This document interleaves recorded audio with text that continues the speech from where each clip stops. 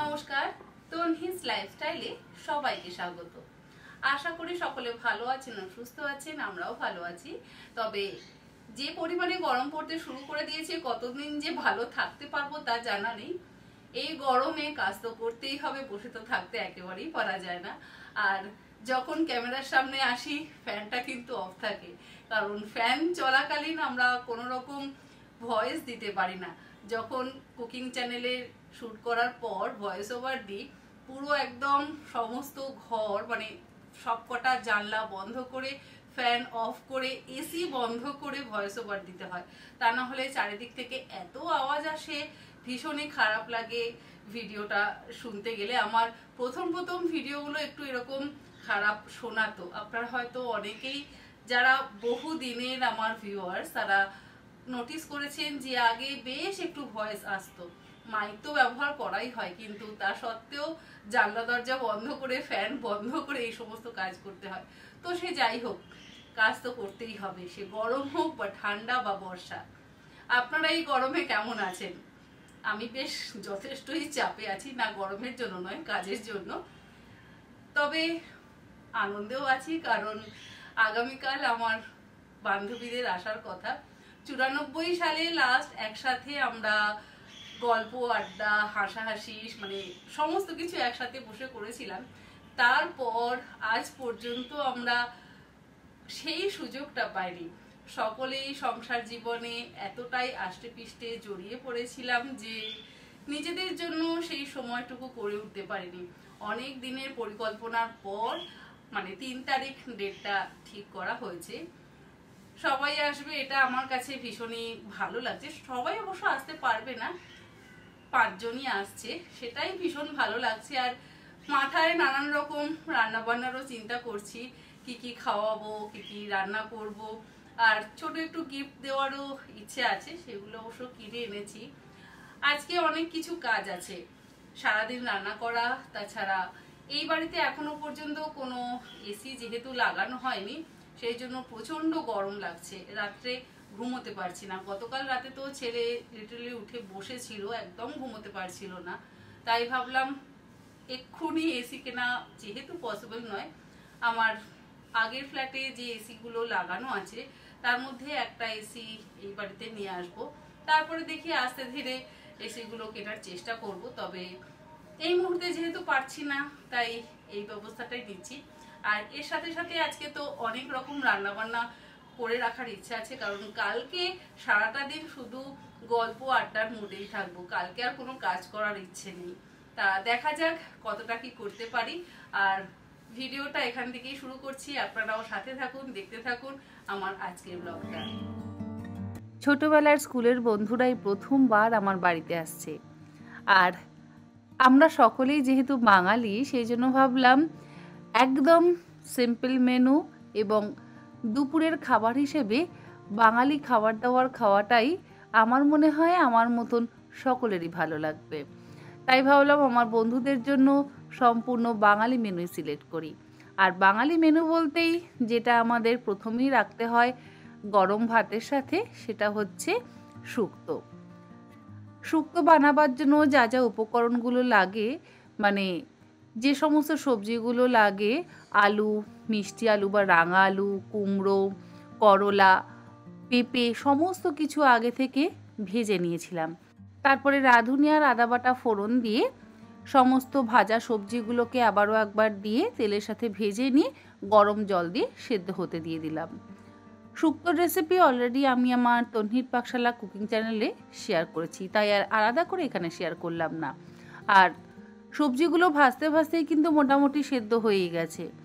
তাই যেহেতু 50% সবজিগুলো সেদ্ধ আছেই, এর মধ্যে ভাজা বড়ি আর ভাজা উচ্ছেটাও দিয়ে দিলাম। এরপরে ঢাকা দিয়ে সবজিগুলোকে সেদ্ধ হতে দেব। সবজিগুলো ভাজবার সময়তেও কিন্তু লবণ ব্যবহার করেছিলাম, তবে যেহেতু জল ব্যবহার করলাম তাই স্বাদ অনুসারে লবণ দিয়ে দিলাম। 2 টেবিল চামচ পরিমাণে পোস্ত, 1 চা চামচ পরিমাণে কালো সর্ষে আর 1 কাপ পরিমাণে দুধ ভালো করে একসাথে ব্লেন্ড করে নিয়ে সেটা এর মধ্যে দিয়ে দিলাম।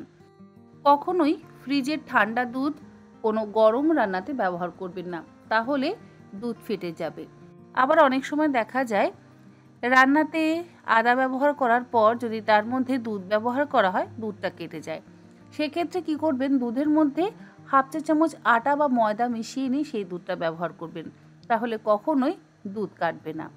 ভাজা বেগুনটাও দিয়ে দিলাম। এবারে সব কিছু একসাথে ভালো করে মিশিয়ে ফুটতে দেব। মোটামুটি শুক্তো আমাদের রেডি হয়ে গেছে।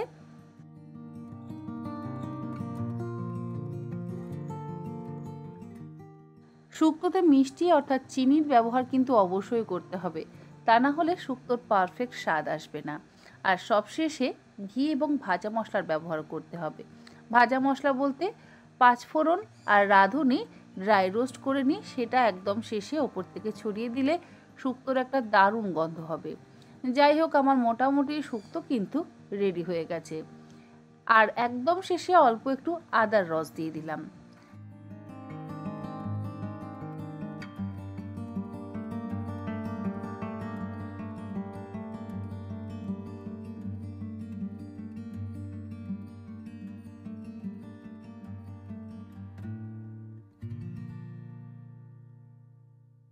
সকাল সকাল শুক্তো রান্নাটা সেরে ফেললাম। এবার একদম কড়াই ধরে টেবিলের ওপর ফ্যানের নিচে রেখে দেব। ঠান্ডা হয়ে যাওয়ার পর বড় একটা কন্টেনারের মধ্যে করে ঢেলে তারপরে ফ্রিজে রেখে দেব। গরমের দিনে শরবত তো বানাতেই হবে, তাই জন্য ভাবলাম আম পোড়ার শরবতই বানানো যাক। এখন তো বাজারে প্রচুর পরিমাণে কাঁচা আম পাওয়া যাচ্ছে। 4টে আম খুব ভালো করে পুড়িয়ে নিলাম। আর আম পোড়াবার সময় কিন্তু সবসময় মাথার দিকটা অর্থাৎ বোটার দিকটা কেটে নিয়ে তারপরে আমটাকে পোড়াতে হবে, তা না হলে মাঝখান থেকে ফেটে আমের ভেতরের জুস বা পাল্পটা বেরোতে শুরু করে, তাতে আবার গ্যাসটা অসম্ভব ময়লা হয়। আমগুলোকে পুড়িয়ে নিয়ে থালার ওপরে রেখে ঠান্ডা করে নিয়ে তারপরে আমের খোসাটা ছাড়িয়ে নেব। আম পোড়ার শরবত বানানোর জন্য যে পাল্প বা কাতটা আমরা তৈরি করব, সেটা কিন্তু আপনারা ডিপ ফ্রিজেও স্টোর করে রাখতে পারেন, আবার নর্মাল ফ্রিজেও স্টোর করে রাখতে পারেন। আমি এক এক সময় কি করি, কিছুটা পরিমাণ নর্মাল ফ্রিজে স্টোর করে রাখি, আবার কিছুটা পরিমাণ ডিপ ফ্রিজে স্টোর করে রাখি। ডিপ ফ্রিজে যে আইস কিউব বক্সগুলো হয় তার মধ্যে ঢেলে আমি একদম কিউব বানিয়ে স্টোর করে রেখে দিই। মোটামুটি 1 বছর কিন্তু স্টোর করা যায়। তবে এগুলো এতটাই সুস্বাদু হয়, খুব বেশি দিন ফ্রিজে স্টোর করে রাখা যায় না। আর সবথেকে কি সুবিধা হয়, পাল্পগুলো যদি বানিয়ে রাখা যায় তাহলে বাড়িতে অতিথি আসলে বা নিজেদেরও যদি খেতে ইচ্ছে হয়, শুধু একটু জল বা সোডা ওয়াটার যদি মিশিয়ে দেওয়া হয় তাহলে একদম ইনস্ট্যান্ট তৈরি হয়ে যায়। আমের পাল্পটা ব্লেন্ডারে দেওয়ার পর তার মধ্যে ধনেপাতা, পুদিনা পাতা, কাঁচা লঙ্কা, লবণ, চিনি, চাট মশলা, ভাজা জিরের গুঁড়ো আর জল দিয়ে ব্লেন্ড করে নিয়ে একটা বটলের মধ্যে ঢেলে রেখে দেব। প্রথমবার বন্ধুরা বাড়িতে আসছে, আর তার থেকেও বড় কথা 30 বছর পর আমরা সবাই একত্রিত হব। ছোটবেলাতে আমরা যখন একসাথে স্কুলে পড়তাম কত অন্যরকম ছিলাম। বড় হয়ে যে আবার সবাই একসাথে এইভাবে আড্ডা দিতে পারবো, আবার সবাই একসাথে এইভাবে গল্প করতে পারবো, খাওয়া দাওয়া করতে পারবো, সেটা একেবারেই ভাবতে পারিনি। এই সমস্ত কিছুই কিন্তু হয়েছে আমাদের সোশ্যাল মিডিয়ার মাধ্যম থেকে। 2010 সালে যখন ফেসবুক শুরু করলাম, একজন বন্ধুকে যখন খুঁজে পেলাম সত্যিই ভীষণ আনন্দ হতে লাগলো। তখন আমি দিল্লিতে থাকি। সেই সময় একটা এনজিওতে জব করতাম। প্রত্যেক দিন বাড়ি ফিরে এসে ফেসবুক অ্যাকাউন্টটা খুলে বসতাম, আর এক দিন একটা বন্ধুকে খুঁজে পেতাম, আর সত্যি ভীষণ আনন্দ হতো। তবে সবশেষে খুঁজে পেয়েছিলাম পায়েল আর মৌসুমীকে। কিন্তু খুঁজে পেলে হবে কি, দেখা করার সময় বা সুযোগ যেন আমরা কেউই করে উঠতে পারছিলাম না। অনেক বছর ধরেই আমাদের এই পরিকল্পনাটা চলছে, জানেন তো। কিন্তু পরিকল্পনাটা যতই চলুক না কেন, সেটা সফল যেন কিছুতেই হচ্ছিল না। আজকে হয় আমার হচ্ছে না, তো কালকে অন্য কারোর হচ্ছে না, তো পরশু আর একজনের হচ্ছে না। এই করে করে বছর 2-3 আমরা নানান রকম পরিকল্পনার পর এই 3 তারিখটা ধার্য করি যে একসাথে সবাই আমার বাড়িতেই মিট করব।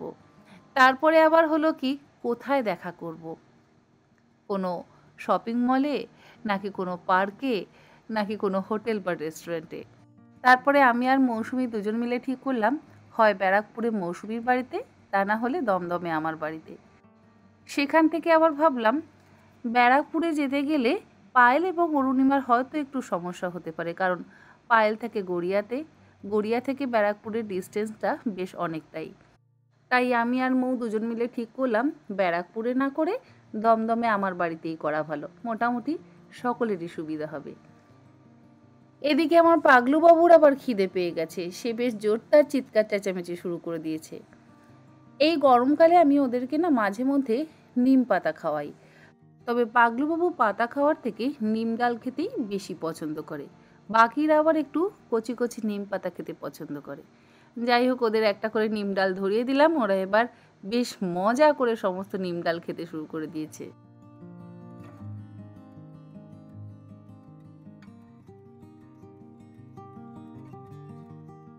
শুক্তো আর আম পোড়ার শরবতের প্রিপারেশানটা করে নেওয়ার পর ভাবলাম ভেজ ডালটার প্রিপারেশানটা করে নিই। তাই জন্য তেলের মধ্যে ঘি দিয়ে দিলাম। তেল আর ঘি গরম করে নেওয়ার পর এর মধ্যে জিরে, তেজপাতা, শুকনো লঙ্কা আর গোটা গরম মশলা ফোড়ন দেব। তেলের মধ্যে যেই ফোড়নটা দিলাম, সঙ্গে সঙ্গে যিনি এসি ইনস্টল করবেন ওনার ফোন এসে গেল। গ্যাস বন্ধ করে ছুটলাম আবার আমার পুরনো ফ্ল্যাটে। সকালেই বলছিলাম না যে এত গরম পড়েছে, এই ফ্ল্যাটের জন্য তো এখনও এসি কেনা যেহেতু সম্ভব হয়ে ওঠেনি, তাই পুরনো ফ্ল্যাট থেকে ছেলের রুমের এসিটা খুলে নতুন ফ্ল্যাটে ছেলের রুমে এসিটা ইনস্টল করা হবে।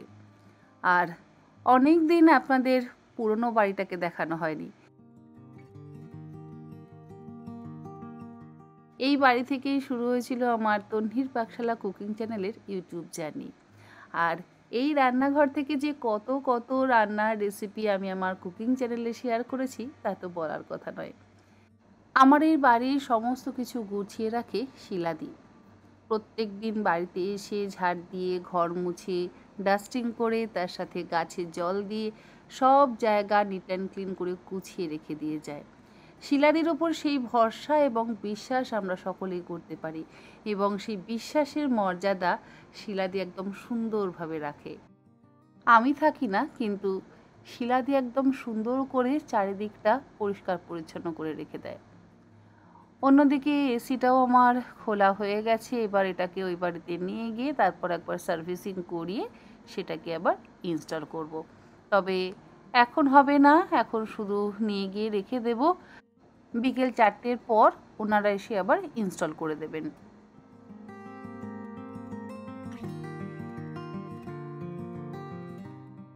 আমার ওই ফ্ল্যাটের থেকে এই ফ্ল্যাটের দূরত্ব খুব একটা বেশি না, মাত্র 700 মিটার, তাই যাতায়াতের কোনো রকম সমস্যা হয় না। গ্যাস বন্ধ করে চলে গেছিলাম, আবার এসে ভেজ ডালের জন্য সমস্ত সবজি টবজি ভেজে তার মধ্যে একটু কাজু কিশমিশ ভেজে, ডালটা অলরেডি সেদ্ধ করেই গেছিলাম, ডালটা দিয়ে সাঁতলে নেব।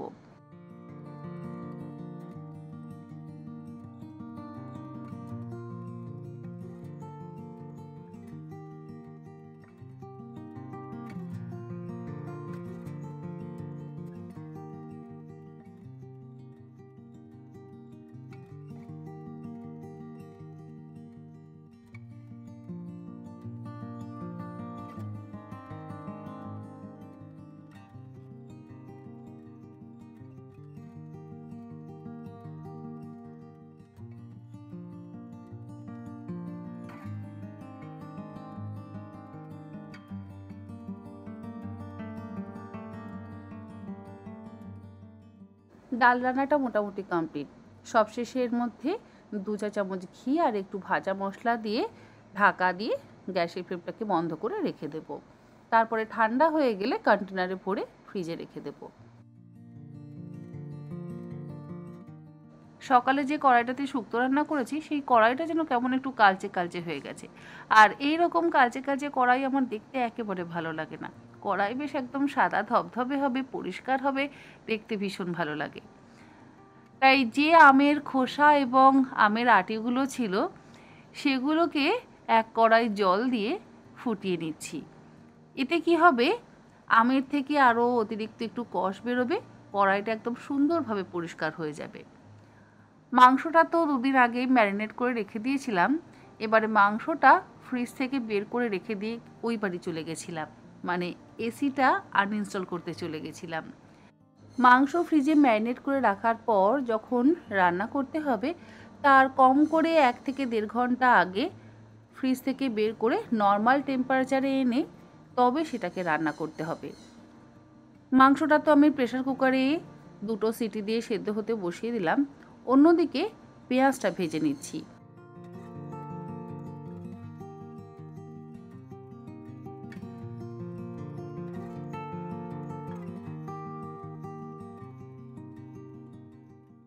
কাশ্মীরি লঙ্কার গুঁড়ো দিয়ে যদি এরকমভাবে পেঁয়াজটা ভেজে নেওয়া হয় তাহলে মাংসের রং কিন্তু অসম্ভব ভালো হয়, মানে একটা কালচে কালচে রং আসে। আর এর মধ্যে দিয়ে দিলাম বেটে নেওয়া রসুন, আদা, কাঁচা লঙ্কা আর পেঁয়াজ। ম্যারিনেশনের সময় তো আমরা কিন্তু রসুন এবং আদা বাটা দিয়েছিলাম, তবে সেখানে পেঁয়াজ বাটা ব্যবহার করিনি। মশলাটাকে খুব ভালো করে কষিয়ে নিয়ে তারপরে এর মধ্যে ওই প্রেসার কুকারে 2টো সিটি দিয়ে সেদ্ধ করে নেওয়া মাংসটা দিয়ে তারপর ভালো করে কষিয়ে নেব। এইভাবে মাংসটা রান্না করলে মাংসটা অসম্ভব ভালো খেতেও হয় আর তাড়াতাড়ি রান্নাটাও হয়ে যায়।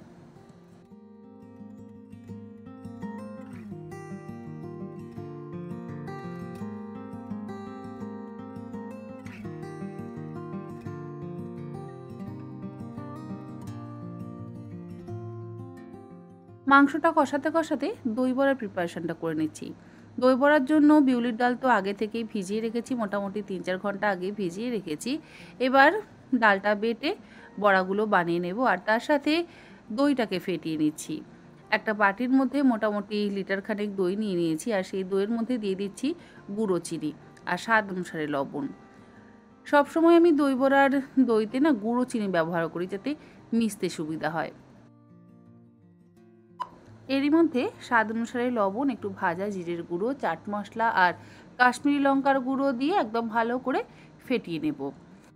এইভাবে দইটা যদি ভালো করে ফেটিয়ে রেখে দেওয়া হয় সমস্ত রকম মশলা দিয়ে, তাহলে দই বড়া বানাতে কিন্তু সময় ভীষণ কম লাগে।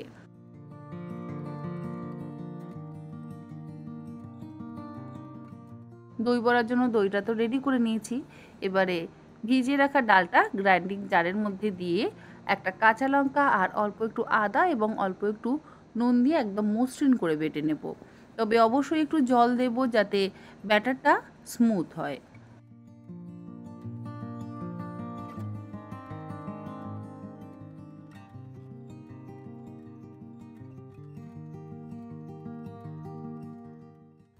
ব্যাটারটা পাত্রের মধ্যে নেওয়ার পর হাত দিয়ে খুব ভালো করে মিনিট 4-5 ফেটিয়ে নিতে হবে। বেশিক্ষণ যদি না ফেটানো হয় তাহলে বড়াগুলো আবার শক্ত হবে, তাই একটু সময় নিয়ে ভালো করে ফেটিয়ে নিলে বড়াগুলো ভীষণ নরম, স্পঞ্জি আর ফ্লাফি হবে।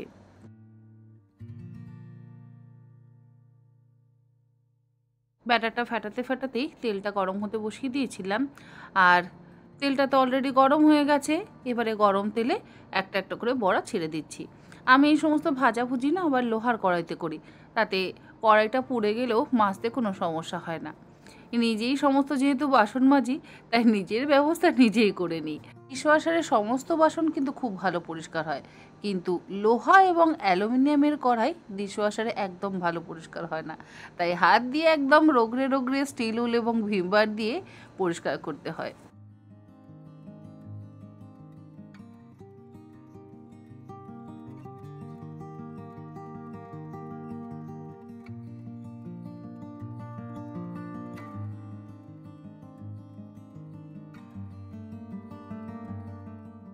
বড়াগুলো ভেজে এখন রেখে দেব, তারপরে গরম জলের মধ্যে মশলা দিয়ে বড়াগুলোকে কিছুক্ষণ ডিপ করে রাখবো। অন্যদিকে এখন বেজে গেছে প্রায় বিকেল 5টা, এসি ইনস্টল করতেও চলে এসছে।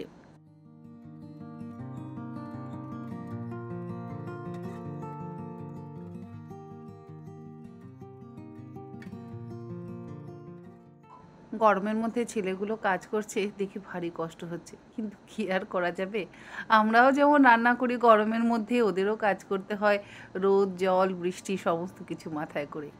ভাবলাম একটু লস্যি বানিয়ে দিই। দই তো আমার মোটামুটি ফ্যাটানোই আছে, তাই গ্লাসের মধ্যে বেশ কিছুটা করে বরফ নিয়ে ফেটিয়ে রাখা টক দইটা দিয়ে দিলাম। তারপরে এর মধ্যে দিয়ে দেবো জল আর একটু ভাজা জিরের গুঁড়ো আর একটু দেবো চাট মশলা। তাহলেই লস্যি বা ঘোল একদম তৈরি।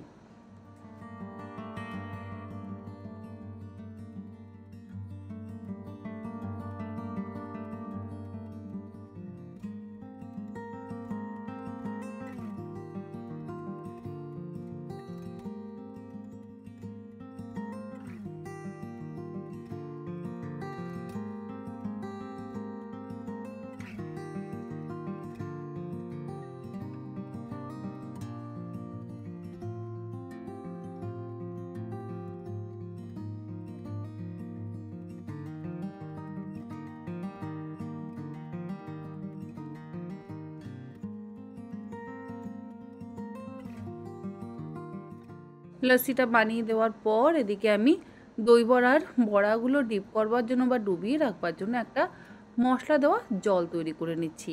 একটা পাত্রের মধ্যে নিয়ে নিলাম বেশ কিছুটা পরিমাণে লবণ, ভাজা মশলা, পুদিনা পাতার গুঁড়ো, ভাজা জিরের গুঁড়ো, চাট মশলা, তার সাথে দেবো একটু কাশ্মীরি লঙ্কার গুঁড়ো বা যে কোনো অল্প একটু লঙ্কার গুঁড়ো, একটু হিং আর একদম বাটি ভর্তি গরম জল দিয়ে তারপরে ভেজে নেওয়া বড়াগুলো ডুবিয়ে রাখবো। বড়াগুলো ডুবিয়ে রাখার পর একটা থালা বড়াগুলোর ওপরে দিয়ে ভারী কিছু দিয়ে রাখতে হবে, যাতে প্রত্যেকটা বড়ার মধ্যে একদম সুন্দরভাবে জলটা ঢুকে যায়। কারণ বড়ার ভেতরটা যদি আবার শক্ত থেকে যায় তাহলে কিন্তু দই বড়া খেতে একেবারেই ভালো লাগে না। কথায় কথায় মোটামুটি আজকে অনেকগুলো রান্না সেরে ফেললাম, কিন্তু এখনও অনেক রান্না বাকি আছে। ওই বাড়িতে যেহেতু যেতে হয়েছিল তাই আজকে আমার বেশ অনেকটাই দেরি হয়ে গেছে। তো যাই হোক, কাজের ফাঁকে ফাঁকে এগুলো তো চলতেই থাকে। এখনও যেহেতু রান্না বেশ অনেকগুলোই বাকি আছে, তাই ভাবলাম আর বেশি কথা না বাড়িয়ে ভিডিওটা আজকে এখানেই শেষ করি। আশা করি আমার অন্যান্য ভিডিওগুলোর মতন এই ভিডিওটাও আপনাদের ভালো লাগলো। আপনারা সকলে ভালো থাকবেন ও সুস্থ থাকবেন এবং আগামীকালের ব্লগের জন্য অবশ্যই অপেক্ষা করবেন।